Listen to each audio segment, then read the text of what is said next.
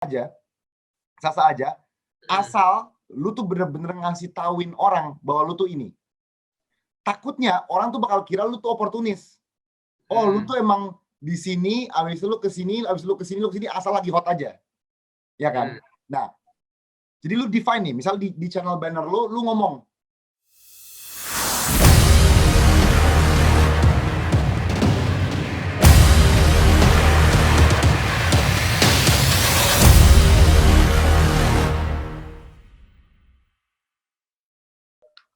Oke, luar biasa sekali Bang Jovi. Mungkin kita udah masuk ke sesi pertanyaan, sesi Q&A dari tadi. Pembahasan kita kayaknya teman-teman yang ada di rumah nih udah nggak sabar nih pingin. Ini yang nonton kuliah atau SMA atau kerja atau gimana? Beragam mungkin karena kan ini lebih konteksnya lebih ke milenial. Ada yang SMA, ada yang mahasiswa mungkin Bang. Wah, ini berarti seharusnya pertanyaannya menarik-menarik nih. Kalau ada yang ingin bertanya nih. Iya. Oke, kita langsung mulai aja sesi pertanyaan. Nah, teman-teman, seperti yang aku bilang tadi, nah, apabila teman-teman ingin bertanya, silakan chat izin bertanya dan nanti akan aku persilahkan berbicara langsung nih dengan Kak Jovi gitu ya. Kapan lagi coba langsung bertemu dengan YouTuber Indonesia, YouTuber yang sangat apa ya, kita bilang yang real gitu. No fake ya, no panjat sosial Bang ya. Terima kasih. Oke, ini sudah ada pertanyaan. Mungkin aku langsung mulai ke... Wow, mulai banyak tuh di grup chat tiba-tiba. Iya, langsung ke Faros Givari. Mungkin Faros bisa diaktifkan. Operator mungkin bisa diaktifkan. Untuk Faros. Halo Faros, apakah mendengar suara kita? Mungkin operator bisa dibantu nih untuk mengaktifkan. Halo, Assalamualaikum. Selamat malam semuanya. Selamat malam, Jovi. Di Faros. Apa kabar, Bang? Lu di taman lu. Lu juga lu waktu pas acara kapan ya itu ya? Waktu gue masih kuliah, lu eksis juga sih. Oh wow. Iya. Lu udah lama belum? Lu kuliah udah lama atau baru lulus atau gimana? Sebenarnya sih gue udah lulus kuliah, tapi alhamdulillah gue sekarang mau pengen coba bikin lagi sih konsep baru YouTube ya, insya Allah, alhamdulillah. Siap. Nah tadi gue baru bertanya nih buat lu Bang, boleh nggak nih? Boleh. Pertanyaan gue adalah, Bang, gue menurut Abang kalau konten di satu YouTube itu bervariasi, misalkan gue nih suka bikin tentang kayak tips tutorial, podcast, atau misalkan hasil karya berupa animasi atau video pendek. Nah, dari variasi di konten itu, di satu channel itu ya, yang mesti ditekenin tuh apa? Misalkan dari penyajian kah, packaging kah, atau mungkin kualitasnya gitu. Kalau menurut pertanyaan yang sangat bagus itu. Iya. Oke. Thank you, Bang Jovi. Sukses selalu, bro. Terima kasih, Faros. Terima kasih banyak. Ini pertanyaan yang sangat bagus ya. Jadi kalau lu bisa multidisiplin atau multi karya, tapi di satu channel. Iya. Ya kan? Betul. Takutnya orang kayak, apakah orang ini lebih jago masak atau orang ini lebih jago cerita horor gitu kan? Oh iya. Misalnya hari Senin lu mau masak, Kamis lu mau cerita horor. Sebenarnya sasa aja, asal lu tuh bener-bener ngasih tauin orang bahwa lu tuh ini. Takutnya orang tuh bakal kira lu tuh oportunis. Oh, lu tuh emang di sini, abis itu lu kesini, asal lagi hot aja, ya kan? Nah, jadi lu define nih, misal di channel banner lu ngomong podcast, gue lagi baca podcast, tutorials, and short movies, short videos, and animation. Misalnya tulis itu kan, ya pasti orang berharap ini berempat. Nah, dari ini 4, gue nggak tahu kalau lu mau ada produk unggulan atau lu mau semuanya unggul. Tapi misalnya kayak kita ambil brand besar ya, contoh misalnya Adidas, produk unggulannya adalah sepatu. Sisanya turunan aja kan, yang pokoknya unggulnya itu sepatu, baju, apapun yang sisanya dia buat sendal apa itu turunan. Nah, lu mau unggulan atau semuanya unggul nih? Ya misalkan sih bisa jadi gue ada beberapa yang pengen gue unggulin sih, misalkan dari tutorial atau mungkin gue juga bisa jadi ada yang pengen gue unggulin. Oke, kalau lu mau unggulin, ya berarti kualitas lu udah menjawab nih. Penyajian packaging kualitas yang mau lu unggulin itu benar-benar lu harus taruh 100% dari diri lu di situ. Kalau lu mau menuhin waktu karena lu mau mengeksplor diri nih, gue mau coba juga tutorial atau tips-tips lain. Silakan. Tapi pastikan setiap kali lu keluarin yang lu unggulkan, itu benar-benar lu taruh 100% diri lu di situ. So sayang banget kalau gini ya, misalnya lu merasa diri lu filmmaker. Tapi lu sadar yang paling gampang dibuat itu vlog masak. Jadi ujung-ujungnya lu jadi malah taruh waktu dan energi lu ke vlog masak. Tetapi lu dari dalam hati lu mau jadi filmmaker kan? Iya. Lu mau nggak nanti umur 40 orang inget lu, Faros lu yang jago masak ya? Lu kan mau orang inget, lu tuh yang filmnya keren ya? Iya. Jadi lu pikir nih, lu tuh mau diingat sebagai apa? Fokus di situ. Di penyajian, packaging, dan kualitas. Ya semoga itu menjawablah pertanyaan lu ini. Oke. Tapi mungkin kalau base-nya dari variasi, banyak konten yang variasi tuh, gue kan juga sempat lihat nih yang channel yang kayak Bang Gofar Hilman, tahu kan ya? Tahu lah. Itu kan dia juga kontennya tuh ada otomotif, ada podcast sekarang. Ya. Tapi mungkin base-nya itu playlist-nya juga harus lebih dirapihin juga. Iya, jadi kalau dari Gofar ya, Gofar itu menarik karena personality dia sangat unik ya. Dan personality dia di podcast, di mobil, di ngobrol itu semua keluar. Emang keahlian dia emang dari dulu Mr. Sekut ini emang dia itu emang inilah keahlian dia.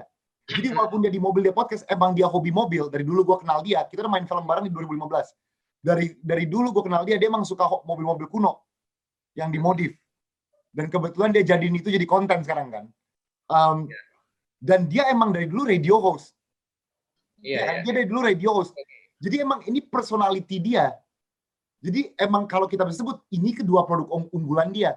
Kalau tiba-tiba Gofar iseng beauty atau misalnya nge-review sneakers, nah kita tahu nih misalnya sneakers basket, nah kita tahu nih, oh ini bukan produk unggulannya nih, tapi dia lagi nyoba-nyoba yang baru.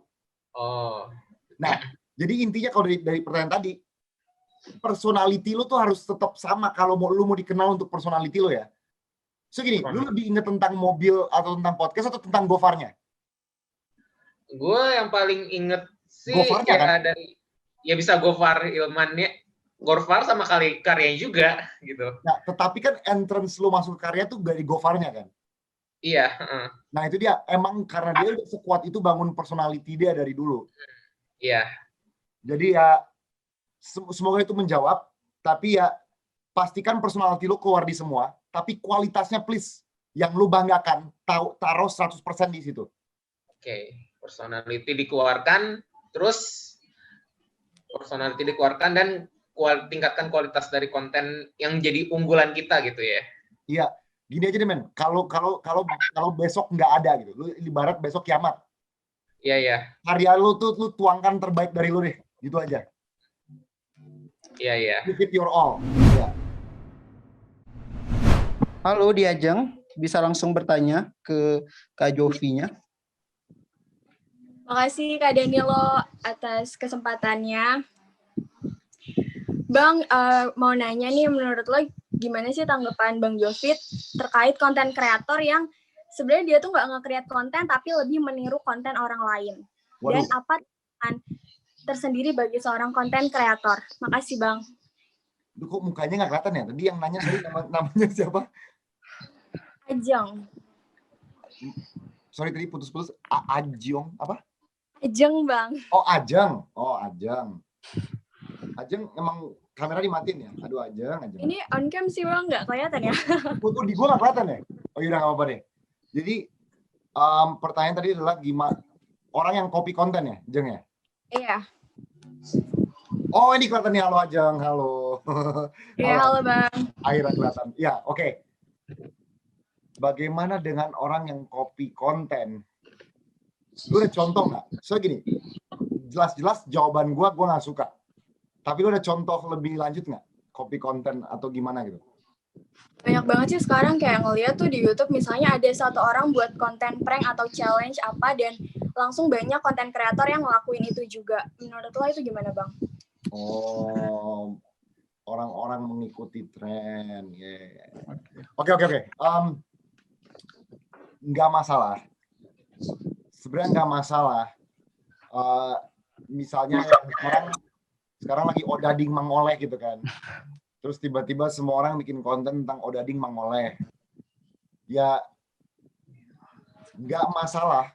Secara pribadi gue nggak ada masalah. Cuma, seperti yang gue bilang tadi, ini nutupin kreativitas dari orang-orang lain yang sebenarnya kreatif. Jadi, gini ya, ini sistem per-YouTubean kita nih, dari algoritma ya. Kalau ada 100 channel ngebahas odading mangoleh, secara otomatis sistemnya akan melihat nih, oh ini yang lagi hot. Kalau dia ngeliat ini lagi hot, dia akan dorong ke depan. Dia dorong ke depan nih.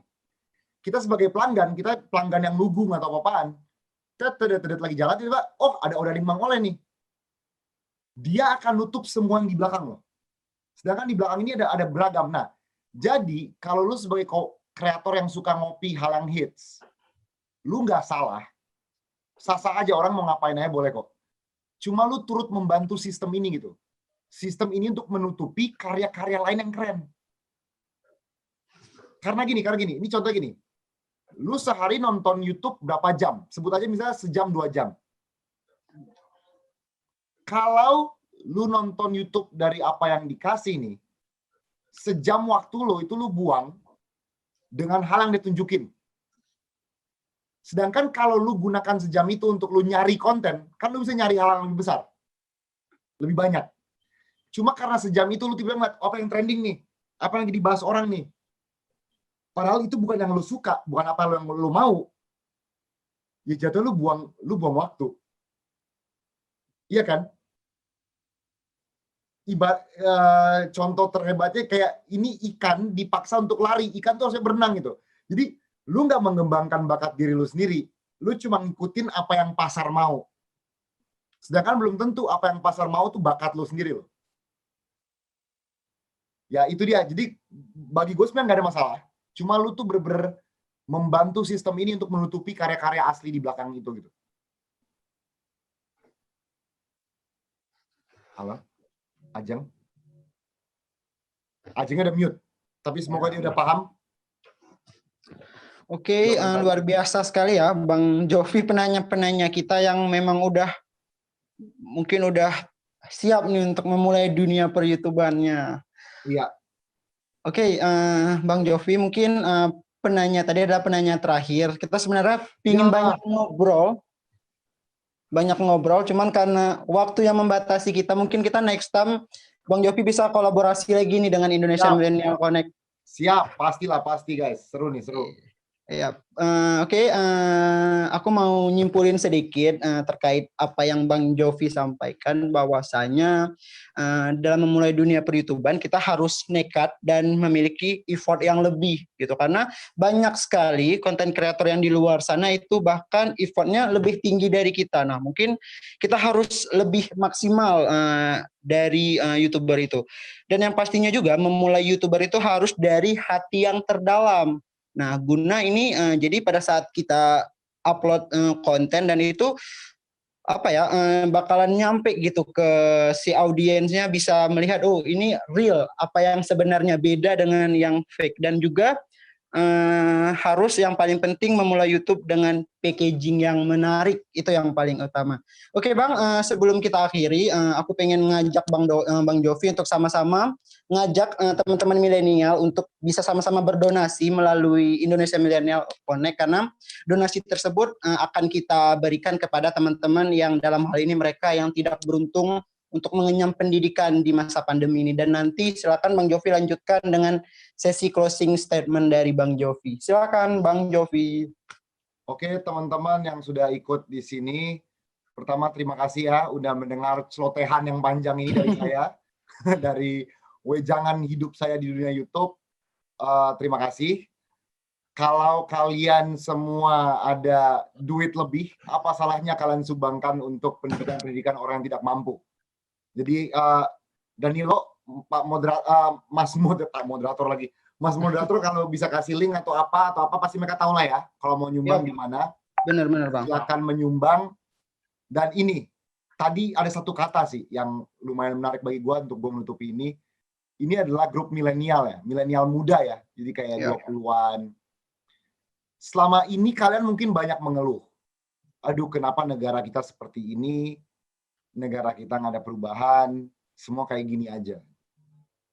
Nah, perubahan ini semua sebenarnya dari kita, dari kalian. Karena gini, kalau tiba-tiba kita semua habis lulus kita masuk kerjaan, kita lulus kita masuk pemerintahan, dan kita tunduk terhadap sistem yang udah ada. Ujung-ujungnya kita main permainan lama, ujung-ujungnya kita main permainan mereka, ya kita nggak berubah. Ujung-ujungnya semua itu hanya keluhan belaka, semua itu hanya celotehan di Twitter yang nggak ada gunanya, yang cuma nambah-nambah panas di dunia maya. Jadi kalau kalian adalah generasi yang ingin merubah masa depan Indonesia, jangan cuma ngomong doang, lakukanlah dengan nyata. Itu dia.